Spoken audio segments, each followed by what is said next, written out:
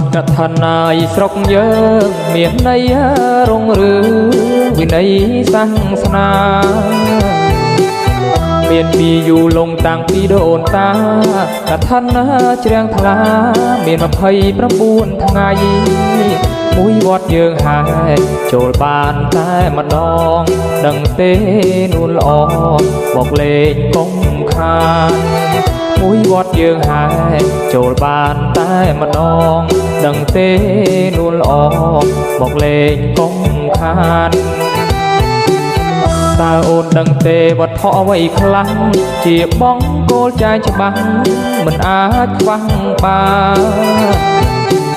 ព្រះពុទ្ធអនុញ្ញាតយ៉ាងច្បាស់កល្យានវត្ថុ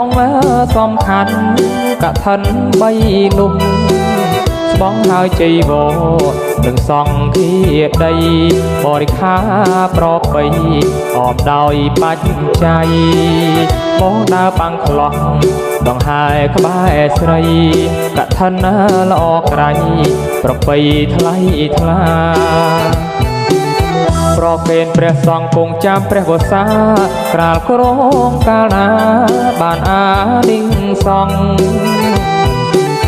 តើអូនយល់ទេអត្តន័យកឋិនបងប្រាប់មកមៀងឆ្អិនឲ្យដឹងវិស័យក្រាលក្រងគ្រាប់ជួនតាមធម៌វិន័យអានិសង្ឃថ្លាថ្លៃទាំង5ប្រការទី1មិនព្រួយគឺល្អ